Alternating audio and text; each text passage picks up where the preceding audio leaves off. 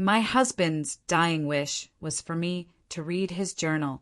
I wish I had burned it instead. He passed away 6 weeks ago. Pancreatic cancer. Diagnosed in March. Gone by September. We'd been married for 14 years, and I thought I knew everything about him. I was wrong. Before he died, he made me promise something. There was a leather journal in his desk drawer, and he wanted me to read it after he was gone. Could you ever imagine your dying husband dropping a bomb on you? A secret so immense it would shatter every single belief you had about your life? Because that's exactly what happened. He looked at me, squeezed my hand with the last strength he had, and whispered, "I'm so sorry. You deserve to know the truth." Then, just 2 days later, he was gone, leaving me with those cryptic words echoing in my ears, and a drawer I knew held the key to his final confession. It took me 3 agonizing weeks to even touch that drawer. My grief was too raw, too consuming. But his words, "You deserve to know," kept gnawing at me. Finally, I pulled it open. Inside was a journal, its brown leather cover soft and worn at the edges like an old friend. The moment I saw his familiar handwriting on the first page, my stomach dropped. I almost closed it, almost put it back, but I remembered his promise to me, or rather, my promise to him, that I'd seek his truth. The first few entries were normal. Our wedding day, the joy of buying our first home, heartfelt declarations of his love for me. It was a comfort, a painful reminder of the life we shared. Then I flipped to an entry dated 8 years ago, and my entire world stopped spinning. It was about Nadia, my best friend Nadia. He wrote that he was feeling things for her. He knew it was wrong. He hated himself for it. Every time she came over for dinner, he couldn't stop thinking about her. He looked forward to her visits more than anything else in his life. Reading those words, a cold, bitter nausea rose in my throat. I wanted to stop. Oh God, I wanted to stop. But I couldn't. I had to know. The entries continued. He detailed the night when I was visiting my mother. Nadia had come over to drop off a book. They talked for hours. She kissed him first, he wrote, and he didn't stop her. They slept together that night.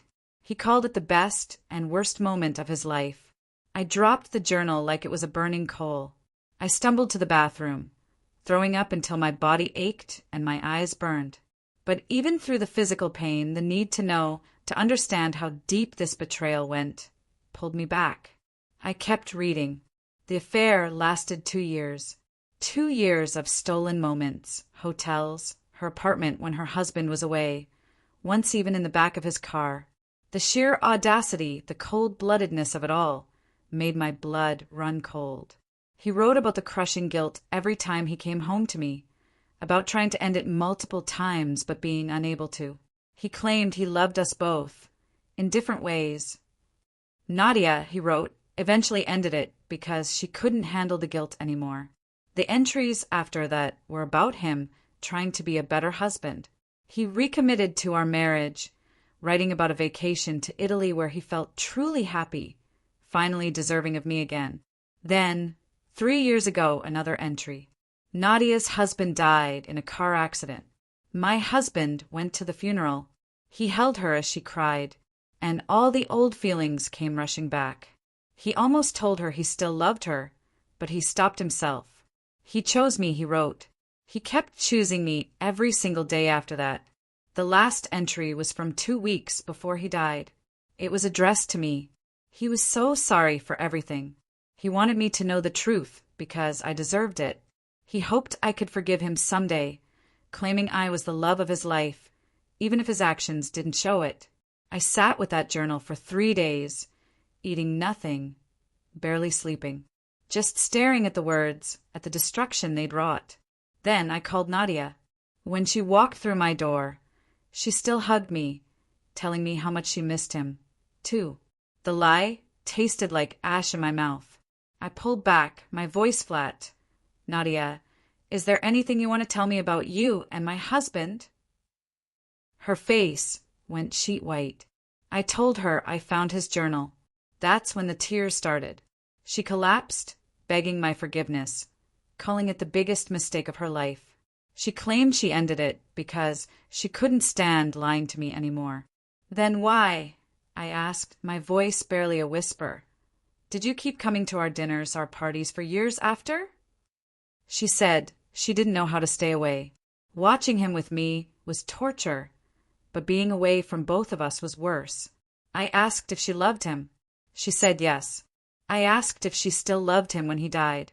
She couldn't answer. That was it. Leave, I told her, my voice shaking.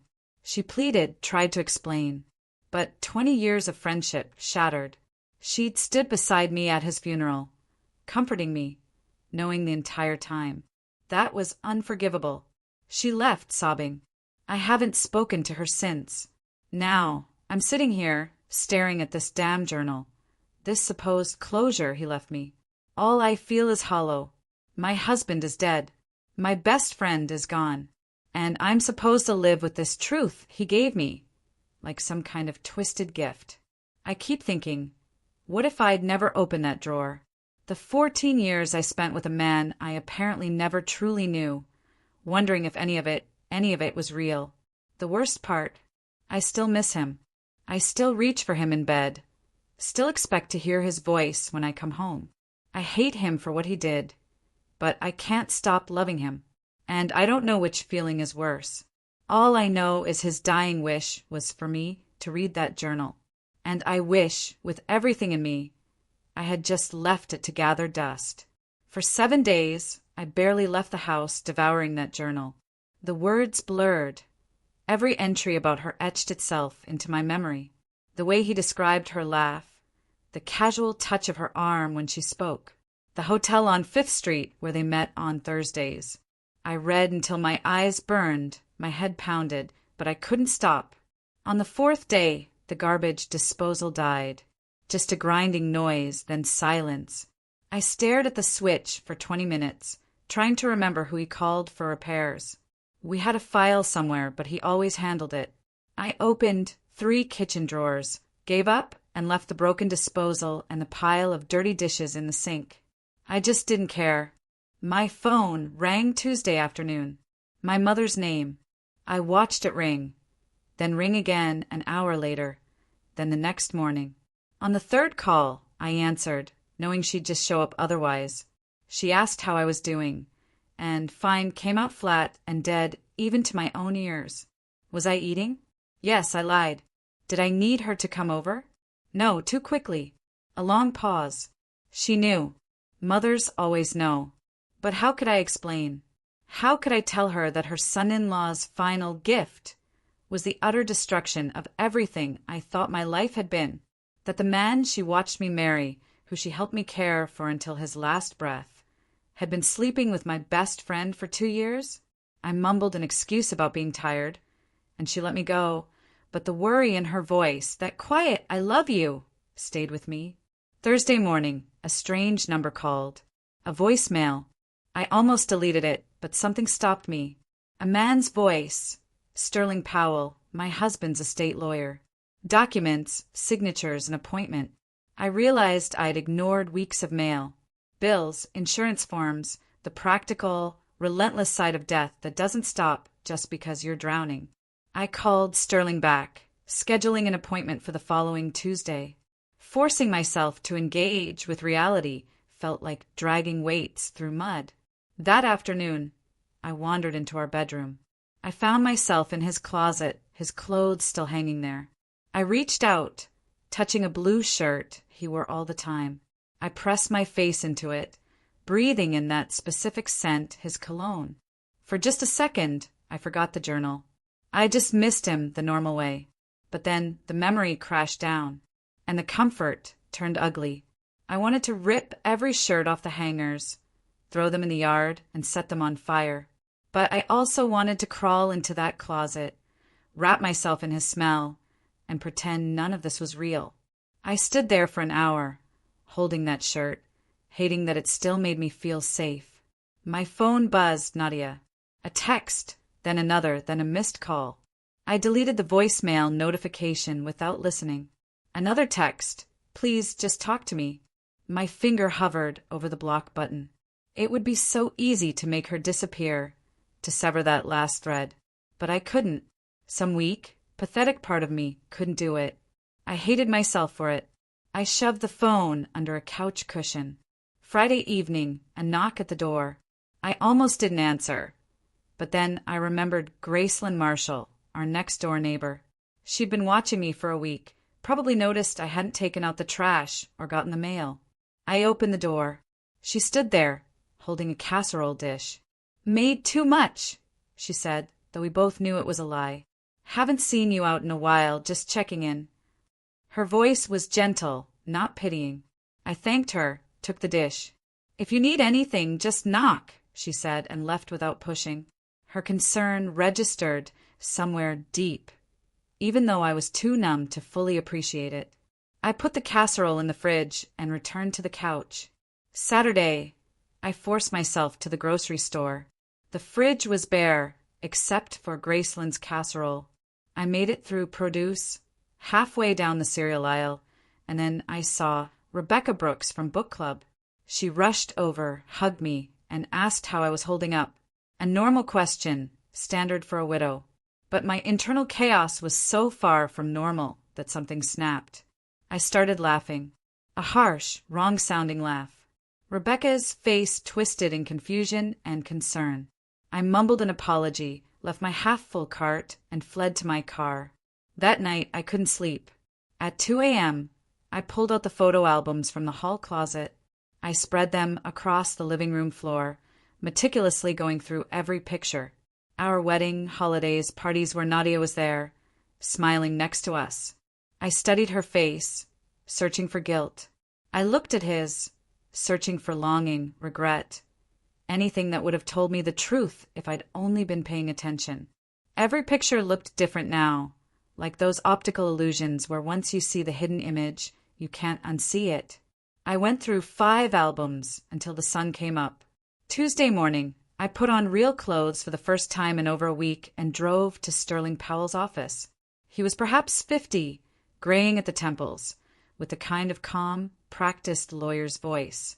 He offered condolences, then got straight to business. I was the beneficiary on my husband's life insurance, and then he mentioned a savings account. My stomach dropped. $18,000. I asked when my husband opened it. Sterling checked his notes. 8 years ago, right when the affair started. The timing hit me like a physical blow. What was it for? I asked, my voice tight. No specific designation, he said.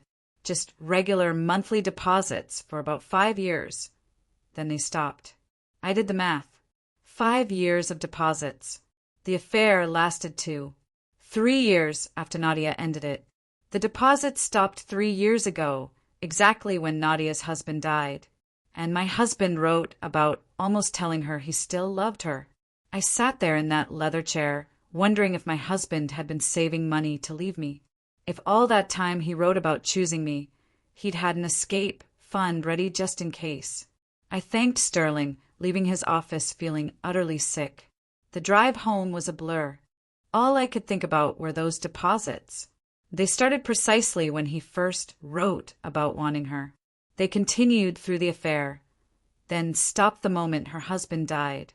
The timing was too perfect to be random.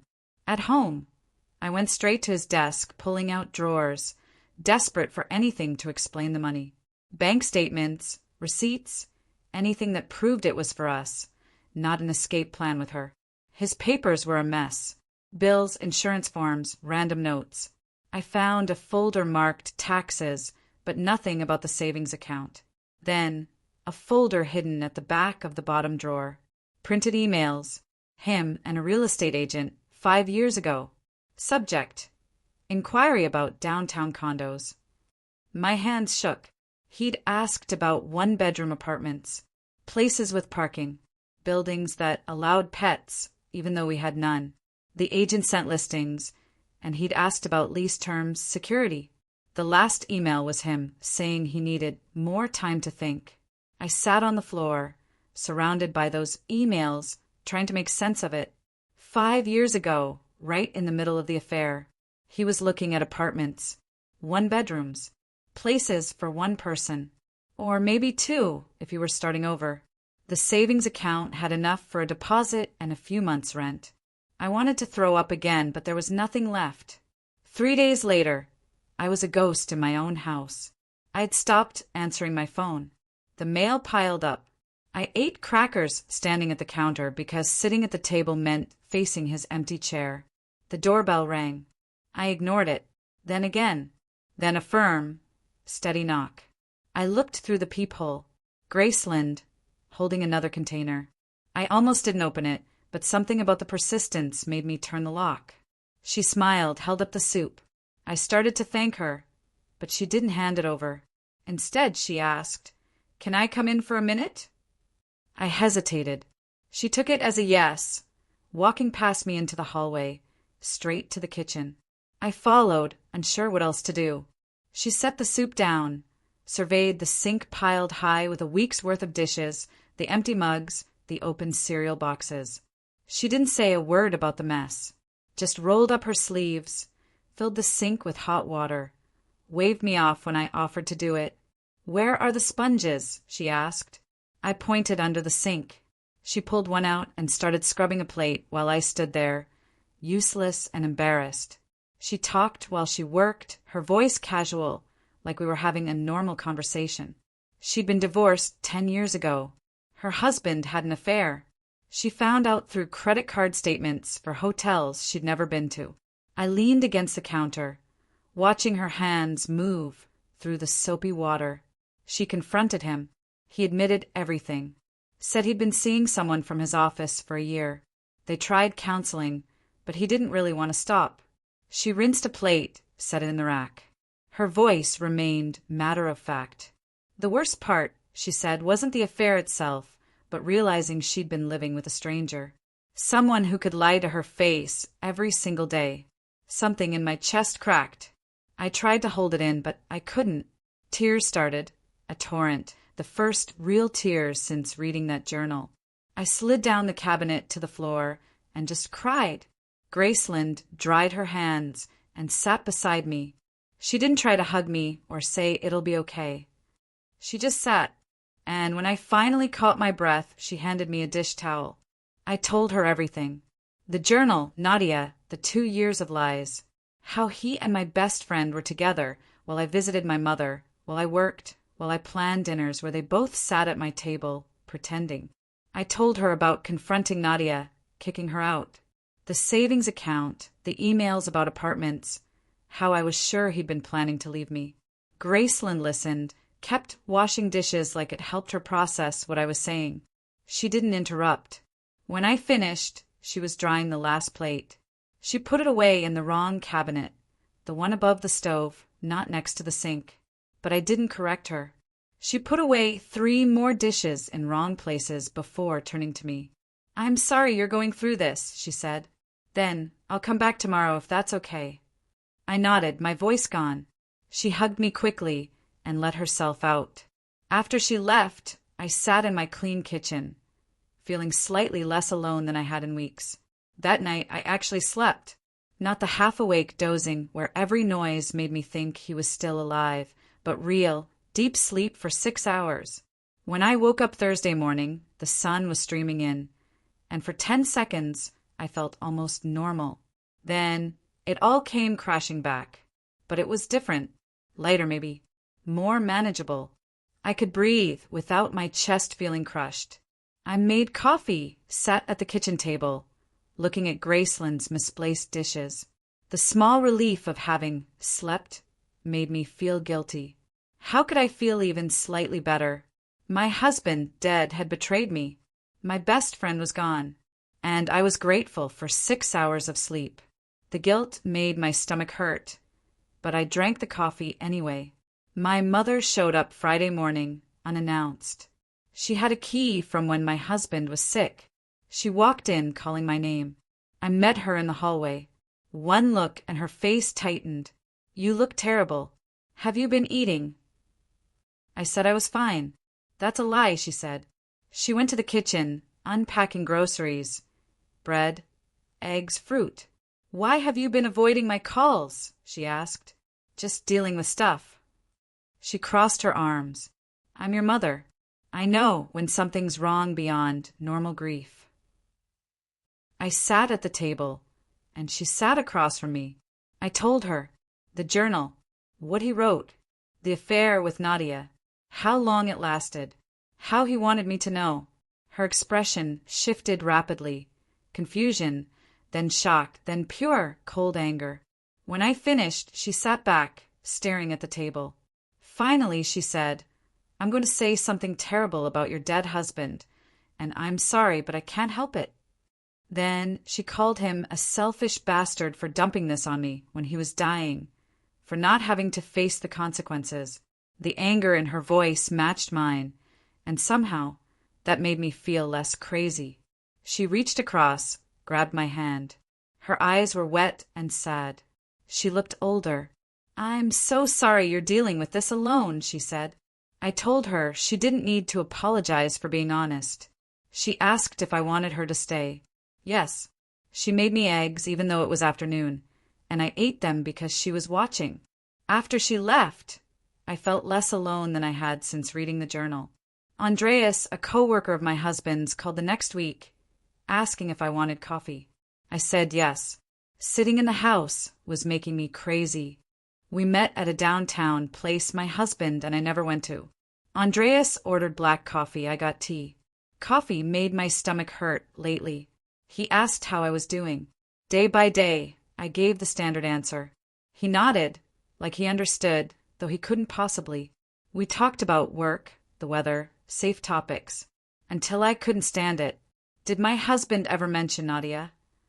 I asked. Andreas looked down at his coffee cup. I watched his face. He took a long time to answer. Yes, he finally said. He talked about both of you, like you were the most important people in his world. He'd mention Nadia coming to dinner, helping me with something, and light up about how great our friendship was. Andreas thought it was nice I had such a close friend. The information sat heavy in my chest. He talked about us both to his co-workers, like we were these wonderful parts of his life, and the whole time he was sleeping with her. I thanked Andreas for being honest and changed the subject. Before I got in my car, he said, Your husband really did love you. That was obvious to everyone. I nodded, driving home feeling worse than before. 3 days later, a letter arrived. Nadia's sister, Orly Devine, on the return address. I almost threw it away, but curiosity won. 2 pages of neat handwriting. She was sorry for what her sister did. She hadn't known about the affair until Nadia broke down and told her everything after our confrontation. Orly understood if I never wanted to speak to them again, but she wanted me to know she was thinking of me. Her phone number was at the bottom. Call if you ever need to talk. I put the letter on the counter, stared at it for 2 days. I kept picking up my phone, putting it down. Finally, Saturday morning, I called before I could change my mind. Orly answered, surprised. Did you mean what you wrote about talking? I asked. Yes, absolutely, she said. We agreed to meet that afternoon at a coffee shop across town. Orly was already there, nervous. When she stood up, I saw the family resemblance to Nadia, and my stomach clenched. We sat. She immediately started apologizing. You don't need to apologize for your sister's actions, I said. She twisted her napkin, said Nadia had been devastated since our confrontation. I just nodded. Orly ordered coffee. I got water. My hands were shaking too much for anything hot. She told me Nadia genuinely loved him, that it wasn't just physical. Nadia was in therapy, trying to understand why she betrayed her best friend. This didn't make me feel better, but it added another layer of complexity. How do you know it was real love, not just guilt? I asked. Orly looked down. Nadia kept a journal too, she said. She'd seen some of it. Her sister wrote about him constantly, about how wrong it was, but how she couldn't stop. The idea of Nadia writing about my husband the same way he wrote about her made me feel sick. Did Nadia ever plan to tell me? I asked. Orly shook her head. No. Nadia convinced herself she was protecting me by staying silent. Telling me would only hurt me, wouldn't fix anything since the affair was over. The twisted logic of it made me laugh, a bitter, hollow sound. Orly flinched. Nadia got to move on with her life, I said, while I lived a lie, thinking my marriage and friendship were real. Orly said she knew it wasn't fair. We sat in silence. Has Nadia always been like this? I asked, making selfish choices and calling them protective? Orly's face went red. No, she said, Nadia was usually the most loyal person she knew. That's why this whole thing didn't make sense to anyone who knew her. I finished my water, stood to leave. Orly asked if we could talk again. Maybe, I said. I left her sitting there. I felt even emptier than before. Monday morning, the insurance agent called about a complication with a life insurance payout. My heart raced, dread filling me. What else had he done? A secondary beneficiary, the agent said, for a small portion. Who? I asked, holding my breath, fearing Nadia's name. A cancer research charity. Relief hit me so hard I had to sit down. My husband, dying of cancer, had designated money for cancer research. This small kindness, this flicker of altruism from him, cracked something open in my chest. I drove to the insurance office that afternoon. The agent was a kind, middle-aged man. He explained everything twice. When he got to the cancer research donation, I started crying right there. He looked uncomfortable, pushed a box of tissues across the desk. I couldn't stop. Here was proof that my husband was capable of thoughtful, generous acts, even at the end of his life. The same man who betrayed me for 2 years was also the man who wanted his death to help find a cure. I didn't know how to hold both truths in my head at the same time. The agent waited patiently, then gently guided me through the rest of the paperwork. I sat in my car for 20 minutes, trying to reconcile these two men. I couldn't. They felt like two different people living in the same body. Gracelyn knocked on my door Wednesday evening. Want to come to book club? She asked. I started to say no.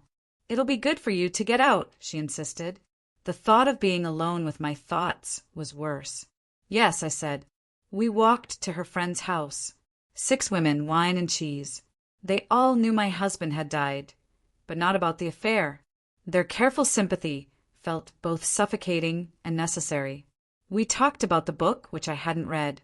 Then one woman mentioned her husband's emotional affair years ago, how they worked through it. It unleashed a floodgate. Stories of betrayal and forgiveness, of rebuilding trust. Therapy, communication. I sat silent, holding my wine glass. My situation offered no possibility of working through anything. My husband was dead. He couldn't apologize, make amends, or go to therapy. The finality of it pressed down on me while they talked about second chances. Graceland noticed my silence, squeezed my hand. Afterward, I told Graceland I couldn't do group things where people expected me to heal in normal ways. She nodded. Understood. She suggested individual therapy, gave me the name of a grief counselor who specialized in complicated losses. Veronica, Rachie. I took the number, knowing I probably wouldn't call, but grateful for the option. I called Veronica, Rachie on Thursday morning. The receptionist was friendly. Grief counseling, I said. She scheduled me for the following week, emailed an intake form. Husband, I wrote in the who died box. Then a blank space. Describe your situation. 10 minutes, I stared at it. How do you summarize finding out your dead husband had a 2-year affair with your best friend? Struggling with complicated feelings about my husband's death, I wrote. The form felt inadequate. Veronica's office was in a converted house, soft chairs, magazines. She came out herself, a woman in her 50s with kind, gray-streaked hair. Her handshake was firm. Her office smelled of lavender. I sat on a couch. She took a chair opposite me, notepad in hand. Tell me what brought you in. I started talking about my husband dying. Then I stopped. There's more to it than that. She waited quietly. I finally blurted it out. My husband left me a journal confessing to an affair with my best friend. The words came out flat, simple, but saying them aloud, to a stranger, made them painfully real. Veronica nodded. How are you handling that information? I laughed. I'm not handling it at all. She wrote something down. Grieving someone you're also angry at is more common than people think. Hearing that, my chest felt less tight. I wasn't the only one sitting in this office, trying to hold love and hate for the same person. She asked questions about the affair, about Nadia, how I found out. I answered honestly. Then she asked, "Have you considered that maybe your husband told you because he wanted to be honest with you?" My jaw tightened. It felt more like he dumped all his guilt on me, then died so he wouldn't have to deal with the mess. "What do you mean?" she asked. He got to confess, feel better about himself, while I had to carry the weight of knowing. He unburdened himself and left me holding the bag. Veronica wrote more notes. That's a valid way to see it. She asked if there were other interpretations. No, I said. She didn't push, but I could tell she disagreed. Sterling Powell called Tuesday afternoon while I was doing laundry. "Another issue with the estate," he said. My stomach dropped. Every call was bad news. The house deed, he explained, was only in my husband's name, even though we were married. How is that possible? I asked. "It happens sometimes," he said. "Fixable, but it would require extra paperwork, possibly probate court." "How long?" "Months, minimum." I thanked him, hung up, exhausted. Another thing my husband hadn't taken care of properly. I pulled out the house paperwork that night. The deed was dated 6 months before our wedding.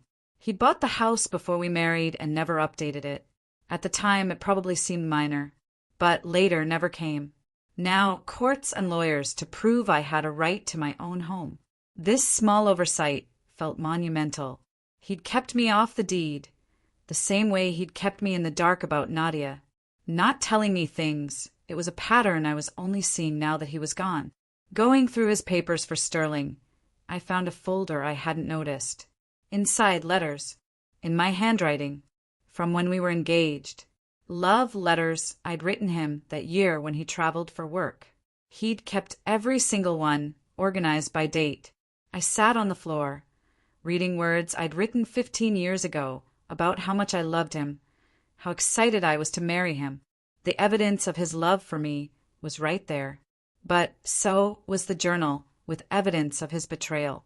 I didn't know which truth was more real, or if they could both be true. At my next session with Veronica, I told her about finding the letters. "How did that make you feel?" she asked. "Confused."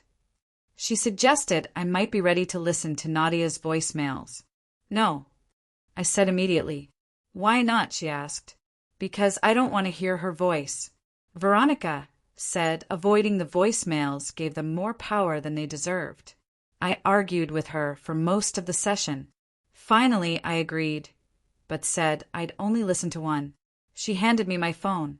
My hands shook as I pulled up Nadia's voicemails. 7 of them. I hit play on the first. Nadia's voice. "Please call me back. I'm so sorry. I want to explain." Short, normal. I played the second. She was crying a little, begging me to talk. The third was longer, her voice breaking, sobbing, apologizing, saying she never meant to hurt me. I stopped it. My hands were shaking. "How do you feel?" Veronica asked. "I don't know." The voicemails didn't make me want to forgive Nadia, but they made her pain feel real. When I'd kicked her out, she'd been crying, but I'd been too angry to see it. Hearing her breakdown made me realize she was suffering, too. Veronica said I was capable of recognizing Nadia's pain without excusing what she did. Those two things could exist together. I nodded, but didn't say anything. I wasn't sure I believed her yet. 3 days later, Nadia sent a text. "I have some things that belong to your husband. I want to return them. Can we meet one more time?" I stared at it. My first thought was to delete it, block her. But I remembered Veronica. I brought the text to my next session. Veronica read it. "What do you want to do?" "Ignore it." She asked if meeting might give me closure I didn't get from our first fight. "Maybe," I said, "but I don't know if I can handle seeing her." Veronica said I didn't have to decide now. Sit with it. I sat with it for 2 days. My thumbs hovered over the keyboard 20 times. Finally, I typed, "Meet me at the park by the lake." Our usual spot. She responded within minutes. "I'll be there." The park looked the same, but felt utterly different. I got there early, sat on her bench. When Nadia appeared, I barely recognized her. She'd lost weight, her face hollow, dark circles under her eyes, hair in a messy ponytail instead of her usual perfect style. Part of me felt satisfied seeing her look so terrible, then immediately disgusted with myself for that reaction. She sat at the far end of the bench, leaving a chasm between us. Neither of us spoke. She twisted her hands. From her bag, she pulled a small wooden box, setting it between us. Her hands shook. "These are letters your husband wrote me during the affair," she whispered. "I never threw them away. You deserve to read them if you want the full picture." She started crying, apologizing again, almost the exact same words as before. I picked up the box. Didn't open it. The wood felt smooth, warm from her bag. "I don't know if I'll ever forgive you," I said, "but I'm trying to understand how we all ended up here. How 20 years of friendship led to this bench, with this box between us." She nodded, wiping her face with her sleeve. "I don't forgive myself either." That was the first thing she'd said that felt completely honest, not rehearsed. Nadia started talking without me asking. She ended the affair, she said, because she realized she was destroying something precious. That our friendship meant more than her relationship with him. That watching me trust her while she lied was killing her from the inside. I finally turned to look at her directly. "You destroyed the friendship anyway," I said, my voice sharp, "by lying for years after it ended. By sitting next to me at dinner parties. By coming to his funeral. Holding my hand while we both cried over a man you betrayed me with. The affair was bad enough, but the years of pretending made it so much worse." She flinched but didn't argue. We sat in silence, watching ducks on the water. "Is there any possibility," Nadia asked finally, "of us finding our way back? Maybe not friendship, but something."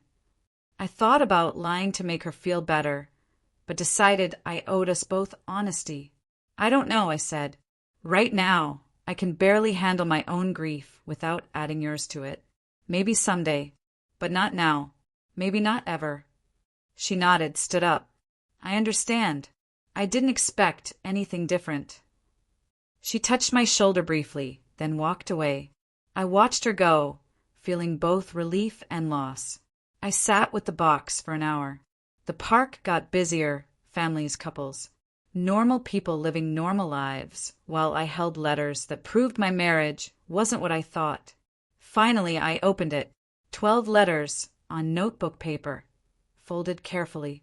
His handwriting, spanning the 2 years of the affair. I read them right there, as the sun set over the lake. He wrote about loving both of us in different ways. Being with Nadia felt exciting, new. Being with me felt like home. He hated himself for not being able to choose. Every time he decided to end it, he'd see Nadia, and his resolve would disappear. Then he'd come home to me, grateful and guilty in equal measure. One letter described Nadia telling him she loved him, and he couldn't say it back because that would make it too real. Another talked about a close call when I almost found hotel receipt. Several were just him going in circles, never actually doing anything. Reading them felt like watching my marriage from an angle I never knew existed. Like one of those optical illusions, a vase or 2 faces, depending on how you look. Both things were true at the same time. They didn't excuse anything. They didn't make what he did okay or erase the betrayal. But they did make him more human, less the villain I'd built in my mind. He wasn't a calculating cheater. He was just a person who made terrible choices and couldn't figure out how to fix them.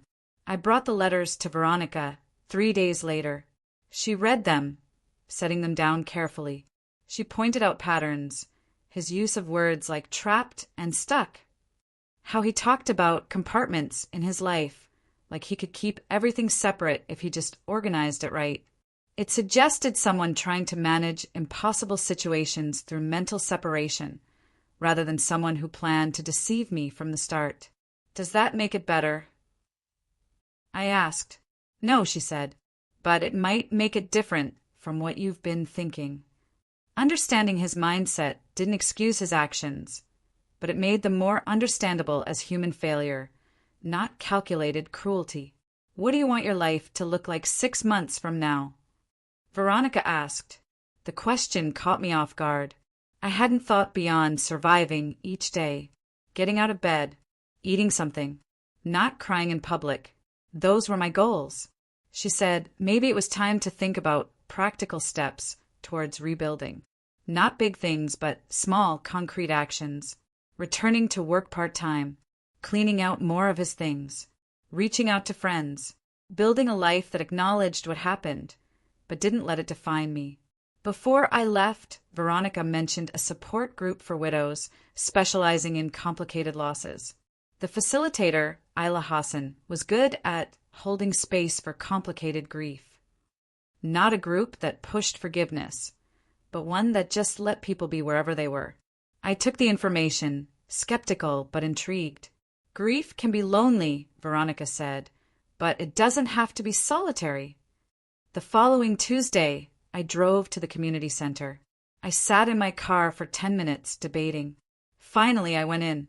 8 women in a circle, 1 empty chair. Ayla had kind eyes. The meeting was uncomfortable at first. Sharing how long we'd been widowed, how our husbands died, felt mechanical. But then they started telling their actual stories. One woman's husband died in a car accident, another a heart attack at 42, a third suicide. Each story different, but the grief underneath felt familiar. The way they missed small things, the strange guilt of having good days, the anger. Nobody tried to fix anyone. They just listened, nodded, sometimes cried together.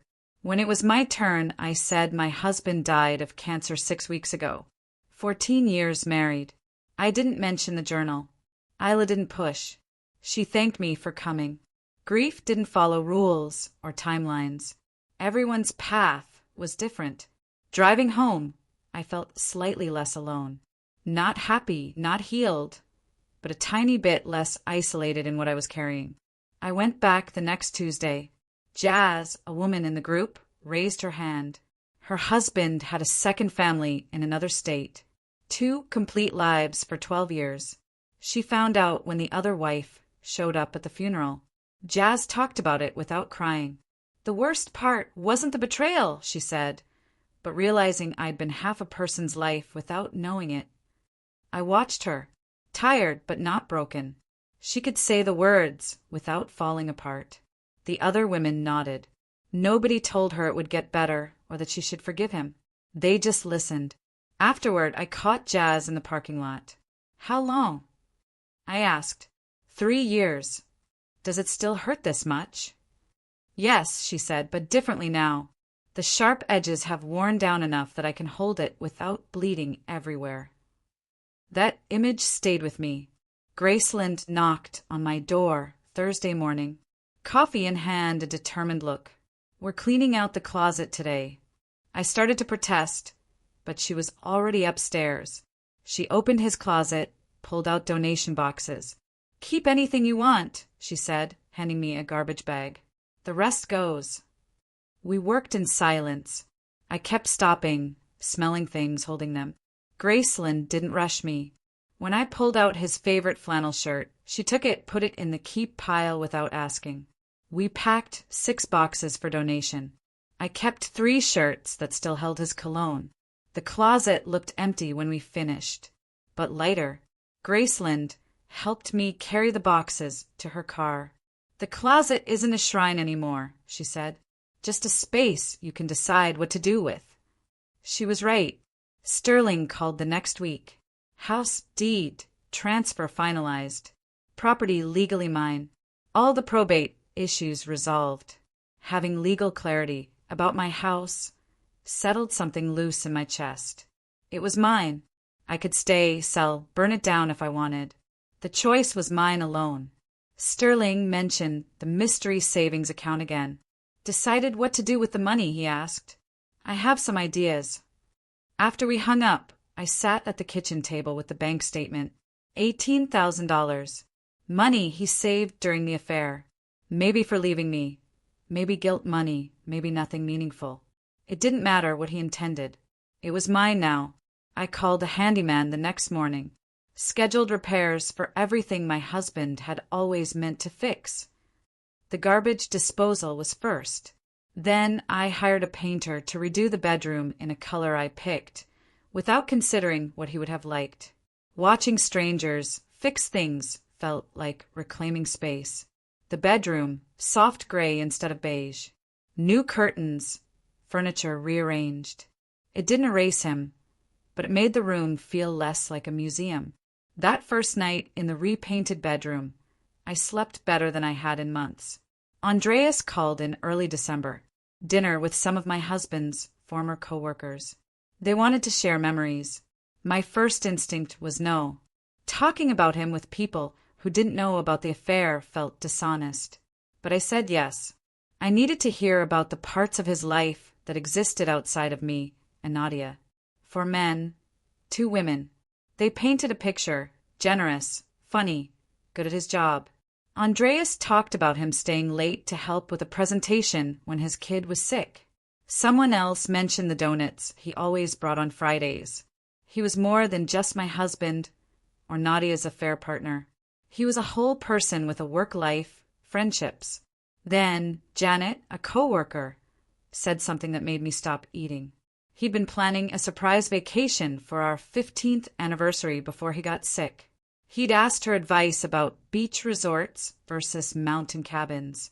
This small detail about his intentions for our future landed differently.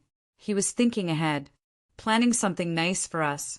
It didn't erase the affair or make the betrayal hurt less, but it added weight to the other side of the scale, the side that said he loved me and wanted to stay married to me. I thanked Janet and finished my dinner. Veronica suggested I start my own journal, to process my thoughts, to separate his narrative from mine. I bought a plain notebook. I wrote about being angry, sad, confused all at once, missing him and hating him in the same sentence. Nadia, forgiveness. It became a place for feelings that had nowhere else to go.